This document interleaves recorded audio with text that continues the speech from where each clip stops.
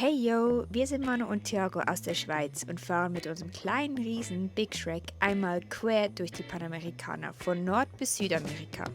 Gerade sind wir in Ecuador unterwegs. Uns erwartet wilde Straßen, Stellplätze auf über 4000 Meter Höhe und ein unfreiwilliger Ausflug aufs Dach.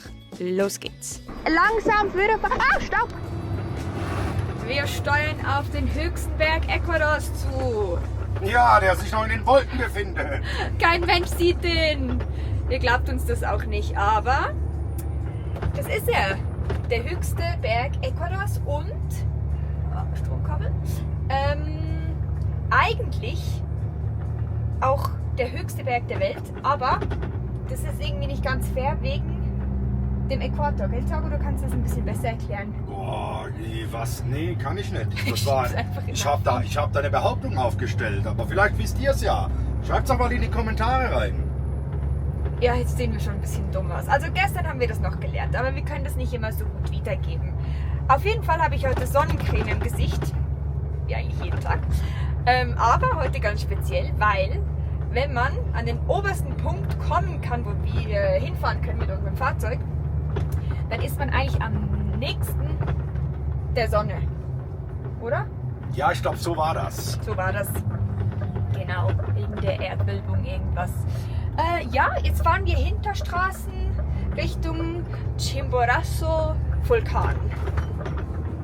Jetzt aber nochmal richtig erklärt. Der Chimborazo ist zwar mit 6263 Metern nicht der höchste Berg über dem Meeresspiegel, das ist der Mount Everest. Weil die Erde am Äquator aber etwas ausgebeult ist, liegt der Gipfel des Chimborazo am weitesten vom Erdmittelpunkt entfernt. Rein vom Erdmittelpunkt aus gemessen ist er also der höchste Berg der Welt.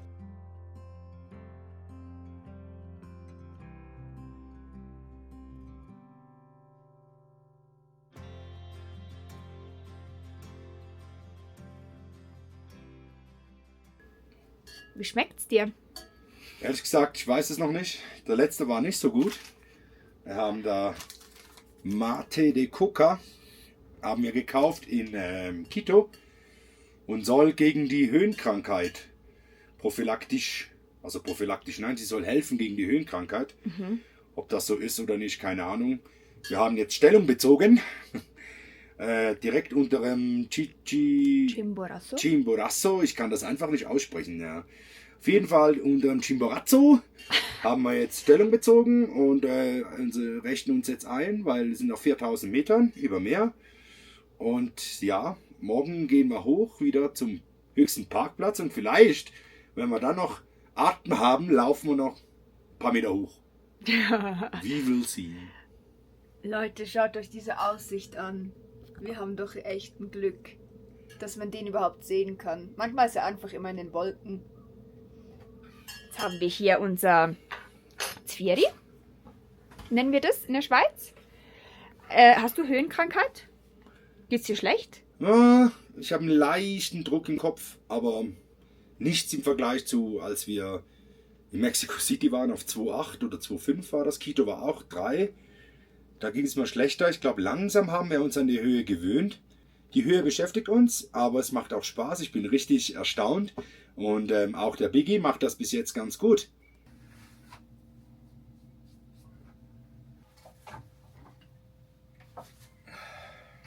Ist ja alles ein bisschen anstrengend, gell?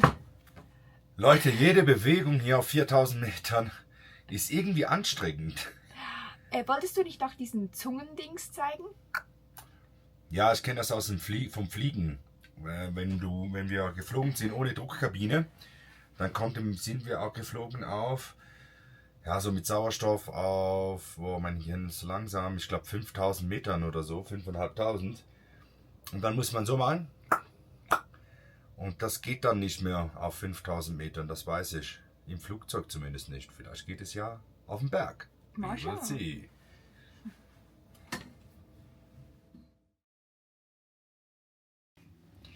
Wir verlassen unser Plätzchen auf 4200 irgendwas Meter und versuchen uns jetzt den Berg hoch. Der ist aber verschwunden, mitten in der Wolke. Also auch wir sind in der Wolke, weil es regnet. Wir versuchen es trotzdem mal hoch, mal schauen, ob es was wird.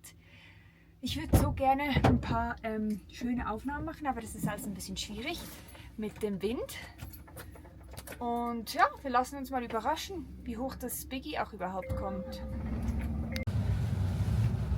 Leute, der Wille war da, aber es sieht irgendwie nicht so vielversprechend aus. Nee, es ist eher so Weltuntergangsstimmung hier. Es windet schon fast Biggie davon. Ja, ich glaube, wir lassen das, Thiago, weil ich weiß nicht genau, was das bringen soll. Ja, es ist gerade schon heftig, ja. Ja, und das Gefährliche ist auch beim LKW, boah, wenn ich die Tür aufmache und ich habe nicht so viel Kraft wie Thiago, je nachdem von wo das diese starken Windböen kommen, kann es diese Tür einfach in die eine oder andere Richtung hauen und das ist schon gefährlich. Ja, gestern, als wir zu unserem Stellplatz gefahren sind, war das schönste Wetter, aber da waren wir nicht mehr so in der Mut, um hochzufahren. Ja. Und haben gedacht, wir tun uns erstmal ein bisschen anklimatisieren.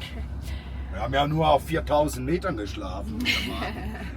Ja, das Wetter hier oben kann jederzeit wechseln, aber ist halt schwierig zu sagen, wie, wo, was. Aber was ich richtig cool finde, ist tatsächlich mal als Mensch, für mich jetzt, klar vom Fliegen kenne ich das, habe ich glaube schon ein paar Mal gesagt, aber so mal wirklich mit dem Fahrzeug so hoch zu sein und auch zu schlafen, das ging tatsächlich auch nicht so richtig gut am Anfang. Also meine Erfahrung war dann so, ich hatte ein bisschen Mühe beim Einschlafen und dann ging es aber, ich bin so alle 1,5, 2 Stunden aufgewacht, 2, 3 Mal kleine Schnappatmung gehabt, aber dann ging es direkt wieder und bin direkt wieder eingeschlafen. Oh, du hattest Schnappatmung. Ja, ist jetzt übertrieben. Ja, Thiago wollte unbedingt in Quito nach so Sauerstoff holen. Aber ich habe dann gesagt, nee, das brauchst du nicht. Aber ich glaube, er hätte es doch gerne gehabt jetzt für die Nacht. Keine Ahnung, es ist, ja, wir haben uns gut akklimatisiert, weil wir sind ja jetzt seit über 2 Wochen nicht mehr tiefer als 2,5 gewesen. Geschlafen haben wir in der Regel zwischen 3 und 3,5. Somit, ja, ging es ganz gut. Also, nee, das passt schon.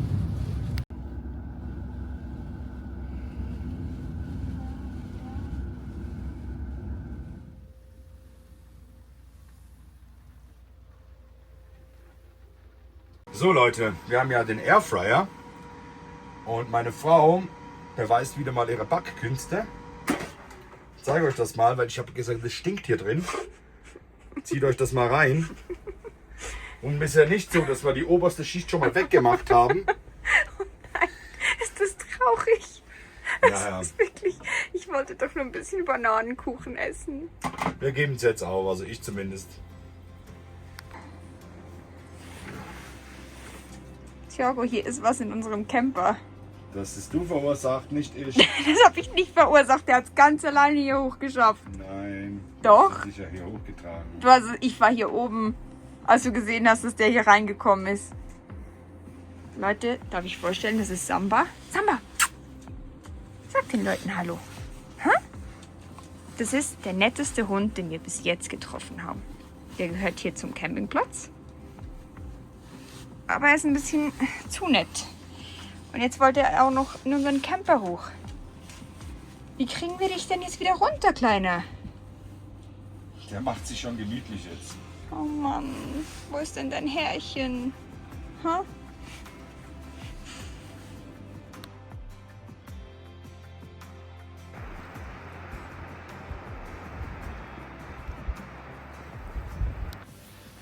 Wunderschönen guten Morgen aus Banhos.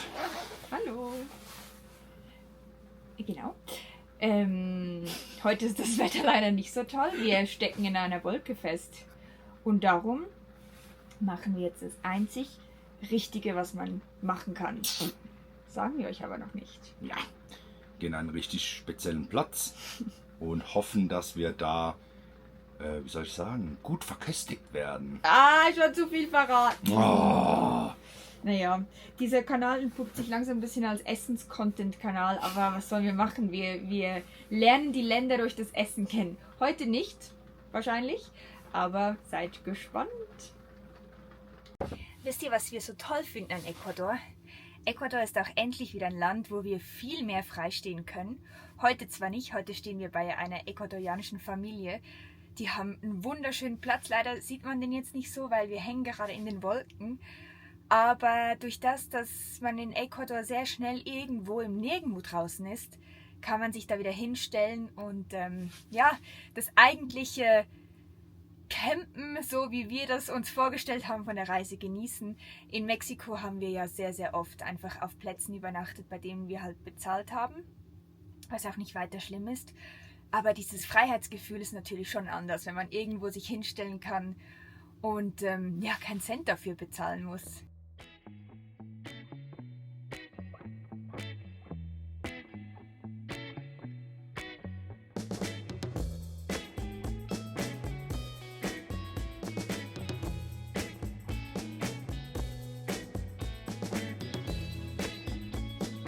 Das kleine Städtchen Baños liegt genau zwischen den Anden und dem Amazonas und ist bekannt als die Abenteuerhauptstadt Ecuadors. Überall warten Wasserfälle, Thermalbäder und jede Menge Action. Kein Wunder zieht es hier Reisende aus der ganzen Welt hierher.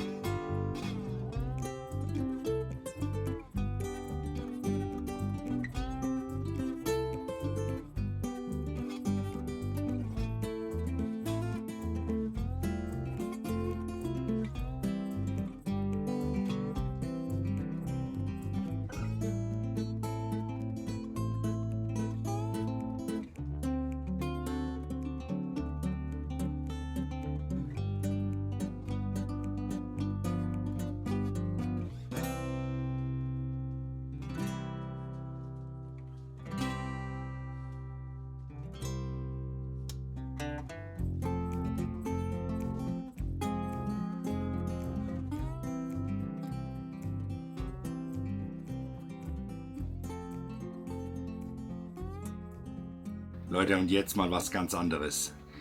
Wir möchten uns ganz herzlich bei euch bedanken für die ganzen Likes, Kommentare und die Abos. Es ist echt toll, so ein Feedback zu kriegen, weil wir quatschen hier jedes Mal so in der Kamera rein und sehen ja gar nicht, was bei euch dann so abgeht. Und das freut uns extrem. Also vielen lieben Dank für das und weiterhin liken, abonnieren. Das hilft uns, noch mehr Menschen zu zeigen, wie toll Reisen ist.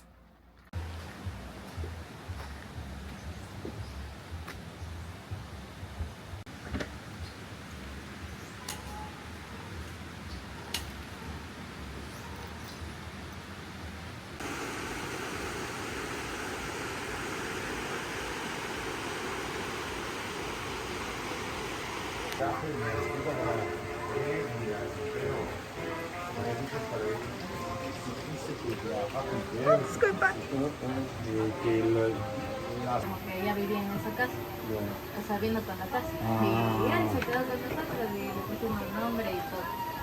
Y de ahí cuando nos mudamos otra vez, igual le llevamos con nosotros.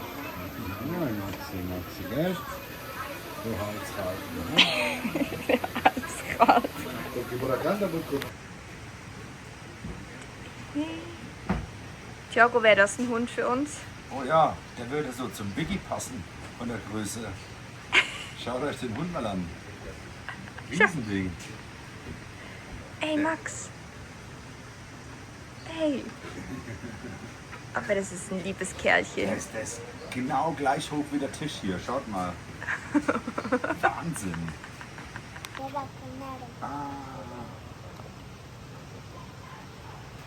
Oh, Thiago. Süß. Kleine Version.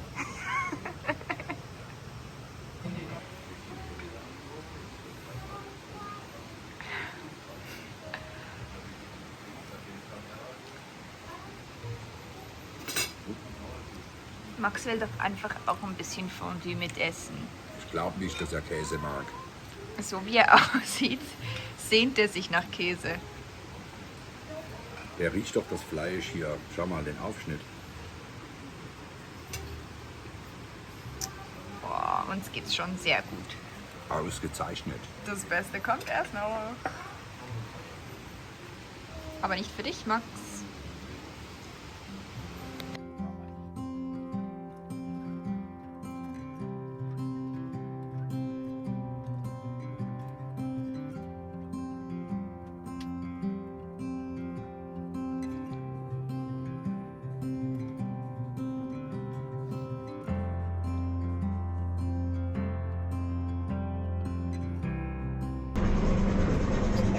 Ja, gut.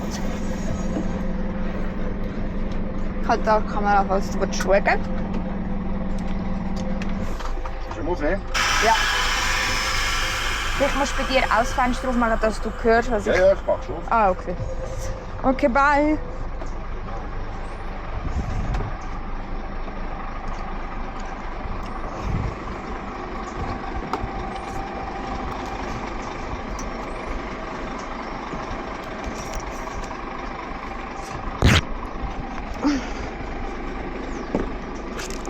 Oh mein Gott. Also. Ja, langsam führen. Ah, stopp!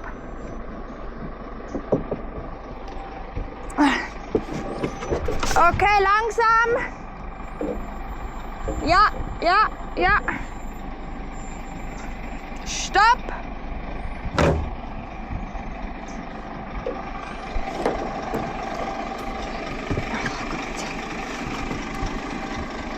Okay, weiter. Ja, weiter. Weiter. Ist gut, ich kann es loslassen.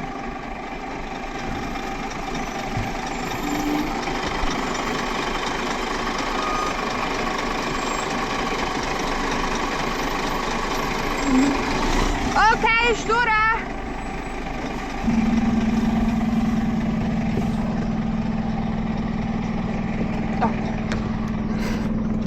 Du noch schnell das Dach putzen.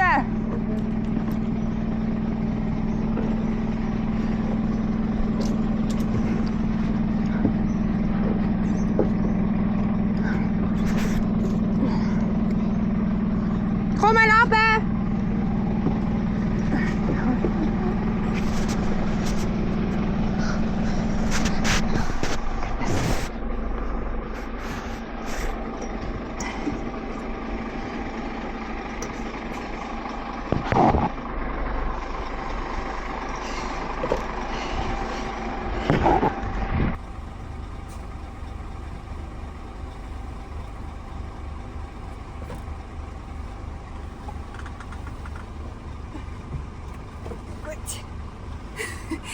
Wieder. Morning Sport activated. Wir folgen einer abgelegenen Route durch den Amazonas. Immer wieder zeugen frische Erdrutsche davon, wie gewaltig die Natur hier ist. Trotzdem begegnen wir stundenlang kaum anderen Fahrzeugen. Oft sind wir Mutterseelen alleine unterwegs und genießen die unglaublich schöne Landschaft, die sich hinter jeder Kurve verändert.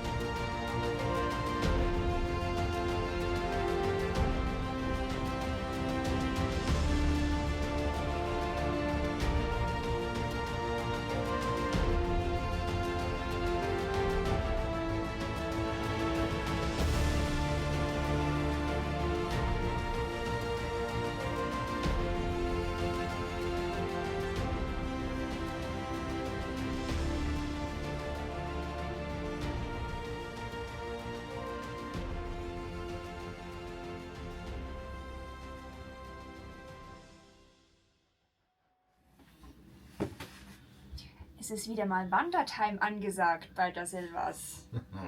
Thiago freut sich schon. Ja, wir sind im Cajas National Park.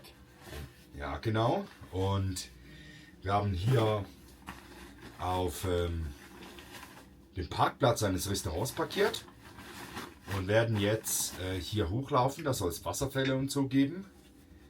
But we will see. Wir starten hier bei 3800, 900 Metern und versuchen unser Glück, ob wir noch zu Atem kommen. Ja, ich habe Thiago schon gesagt, wir haben Coca-Bonbons dabei, für alles gesorgt.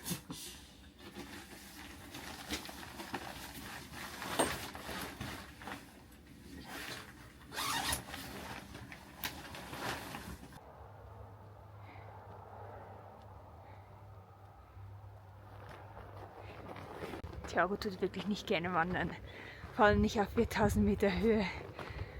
Aber da ich jetzt mehrmals von Hunden angeflucht wurde, ist er jetzt mit mir mitgekommen.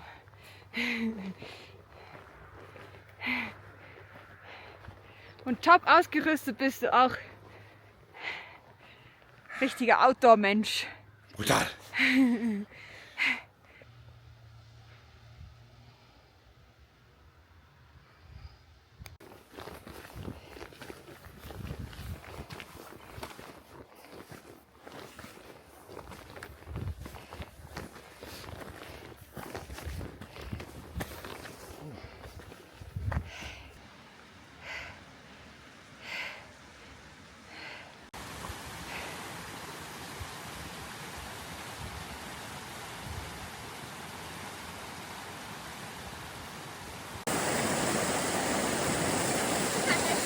Ja, du fühlst ja, wenn ich halt am Sterben bin.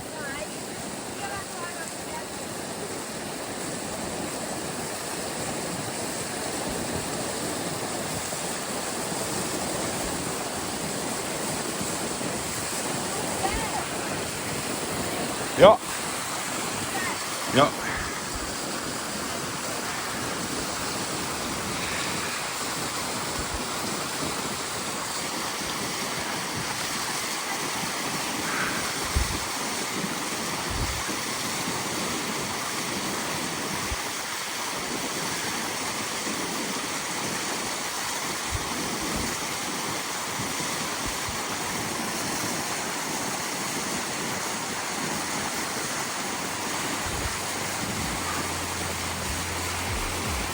Yay!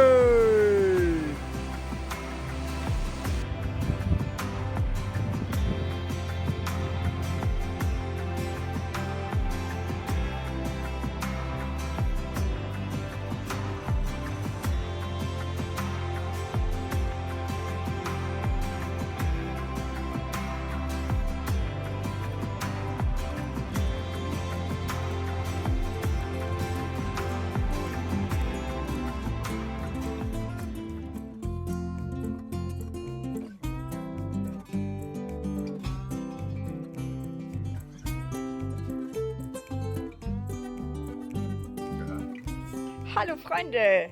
Seit Thiago auf iOverlander Plätze raussucht, sind wir wirklich an genialen Plätzen. Thiago? Oh, das hat nicht geklappt, jetzt nochmal. Also wir stehen hier ganz alleine seit 2 Tagen. Ich nehme euch doch mal mit hier. So, zuerst mal die Princess.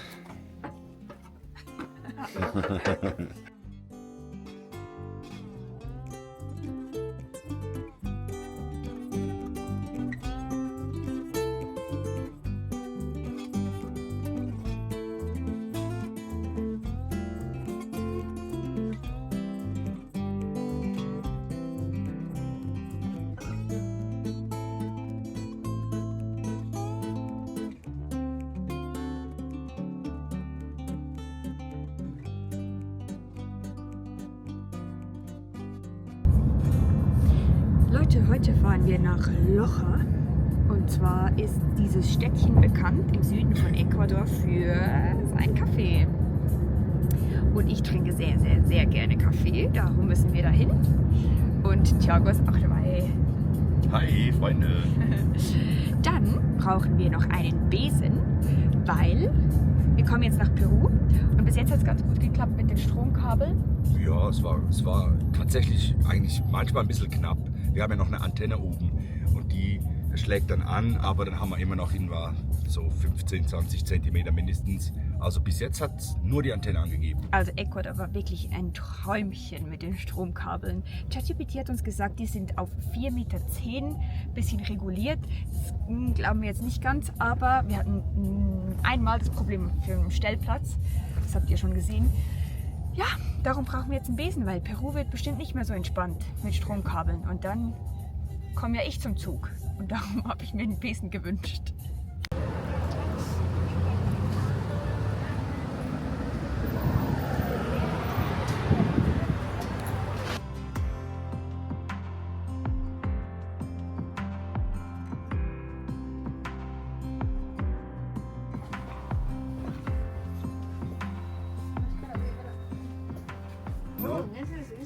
Sí. Pero necesitamos ¿Bien fino? bien fino, sí. No le voy a preguntar más. Dann ist este. Ah, ja, das ist schon besser. Ah, das Ah, Schimmerzstick.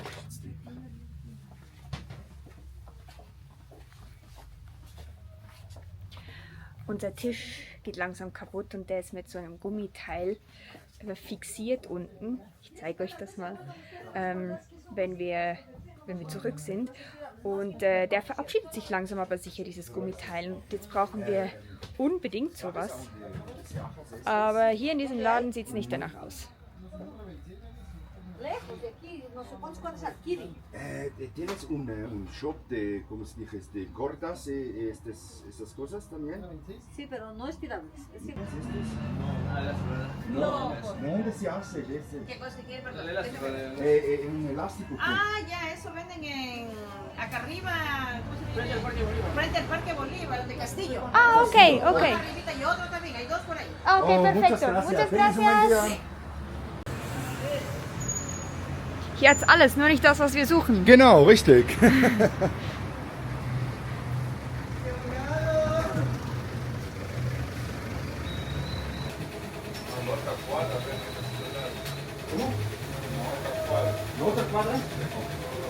Gracias. ¿Tienes este elástico? ¿Dónde? Carito. Ok, gracias. Sie zeigen uns immer weiterführen. Ah, da. Oh mein Gott. Hola, buenas. Necesitamos de este gordo aquí elástico. Gracias. ¿Tienes?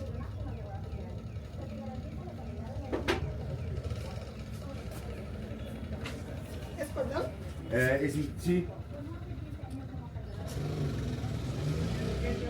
Con las masas y el tiempo.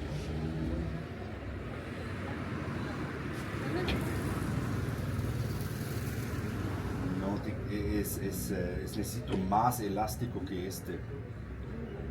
Elástico, como solo. ¿Sea cordón, sea así? Sí. Tienes un poco más grosso.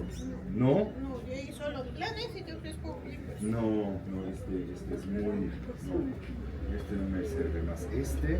Sí, pero solo en ese curso. ¿Cómo kann ihr das probieren? Es vendido por metro, ¿eh? Así. Ajá. Ajá. 20 de Entonces, ¿ya tienes más que este? No, solo este. Okay. Ja. Wir sind fündig geworden. Es ist unten für am Tisch. Ja, ich habe schon versucht zu erklären. Aber wir zeigen es danach. Ja, wir zeigen es danach, genau. Es ist jetzt halt gelb, aber das ist nicht schlimm. Das ist egal. Das ist crazy, dass wir das so schnell gefunden haben. Ja, ging nur eine halbe Stunde. Genau. Nächster Stopp. Habe ich wieder vergessen, was wir noch benötigen. Essen. Ah ja, Essen. Gut, es gefällt nicht allen, wenn wir essen gehen. Leute, ich habe mir jetzt vorgenommen, wenn wir in solchen Orten sind, Menschen von hier zu fragen, wo es irgendwo ein gutes Restaurant gibt. Aber ich bin einfach zu schüchtern. Ich getraue mich das irgendwie nicht so. Ah, Thiago kommt schon wieder zurück. Ich dachte, das ist meine Aufgabe, die ich selbst bewältigen kann. Soll ich da warten? Ja. Hola señores, una pregunta. Sí, claro. Somos de Suiza. ¿Tienes un restaurante aquí con comida ecuatoriana? O... Claro, pero ¿qué desea? Solo así comida Ecuatoriana. No, Sí. pero así comida así del paso o almuerzo. Almuerzo, sí, seco, una cosa. Ah, sí, pero a ver. Die netten Herren hatten so viele Tipps auf Lager, dass sich mein Spanisch in Sekunden wieder in Luft auflöste. Aber was gibt es Besseres, als die Menschen vor Ort nach ihrem Lieblingsrestaurant zu fragen? Die beiden waren so motiviert, dass sie sich fast darum stritten, wer den besseren Geheimtipp kennt. Am Ende entschieden wir uns für die Markthalle. Und das war definitiv die richtige Wahl. Okay, muchas gracias. Muchas Muy gracias, amable. tengan un buen Adiós. día. Ich habe es geschafft, Leute. Ich habe fremde Menschen angesprochen. Die waren sehr hilfsbereit, gell, Thiago? Ja, das waren sie, ja.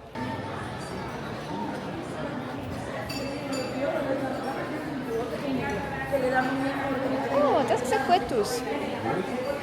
Ja, also alles.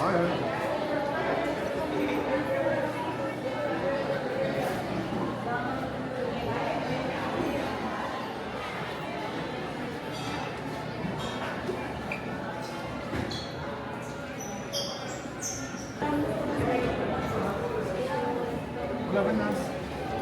¿Un plato mixto? ¿Para tomarte así algo?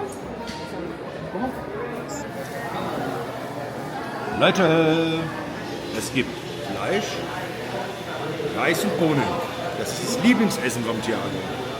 Und Joghurt, so Mais, Motte heißt das. ja, eben, genau das Ding. Aber ja, das ist Mais, südamerikanischer Mais. Was haben wir noch? Yucca haben wir noch, glaube ich. Ja, richtig. Dann haben wir Bohnen, Reis und Kochbananen. Thiago liebt dieses Essen. Ich schon auch, aber ja, jeden Tag habe ich ein bisschen Mühe. Aber es ist sehr, sehr lecker. Also ich kann mich wirklich nicht beschweren über das Essen in Ecuador. Ich kann das jeden Tag essen.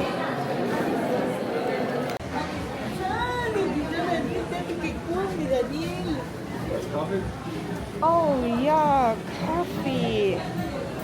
Da kaufe ich nachher eine. Kaffee. Ja.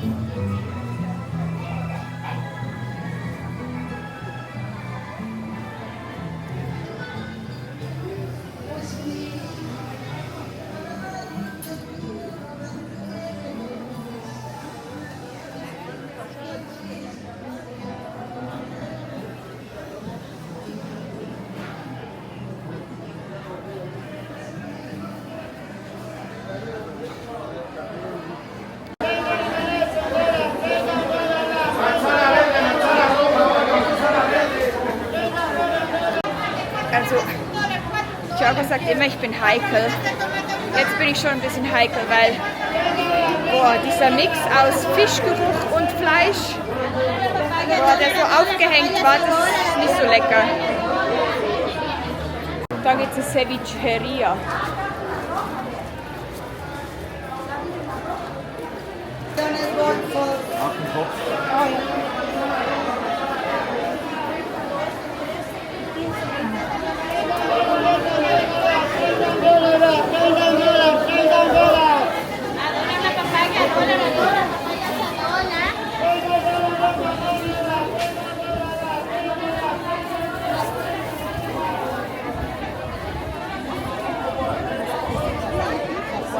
Desde que está embarazada y yo la vi con la...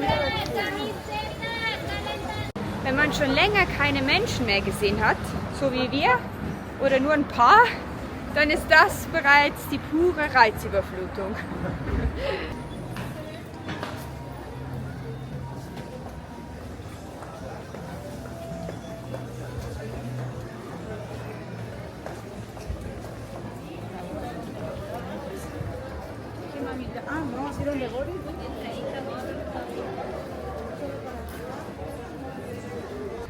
Leute, das Essen war wieder mal herrlich.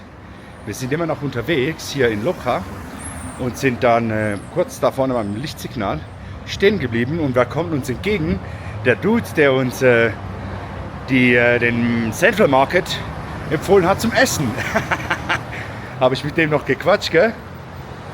Ja, Das war witzig. der hat dann gefragt, oh, wie war's? Ja, war's lecker und so. Ich so, ja, es war richtig super. Ich muss wirklich sagen, ja, wie gesagt, ich habe schon viel gesagt, glaube ich, aber das Essen hier ist echt cool. Und jetzt machen wir uns auf den Weg, noch ein bisschen die Stadt zu erkunden. Und danach werden wir einen Kaffee trinken gehen und mal schauen, was es zum Süßes so gibt.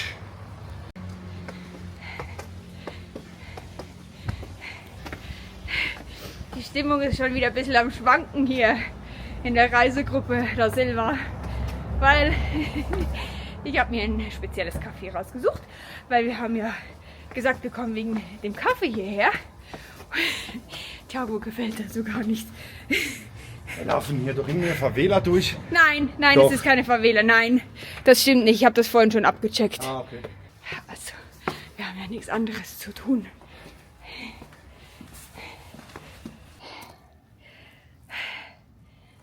Das Café hat geschlossen. Wir sind jetzt alles hochgelaufen. Ja, die Frau organisiert halt, gell? Aber ich habe mich so auf Google Maps verlassen und eigentlich, wenn das eine Wegbeschreibung irgendwo hin macht, dann steht da schon, dass irgendwie noch was, wenn es geschlossen wäre.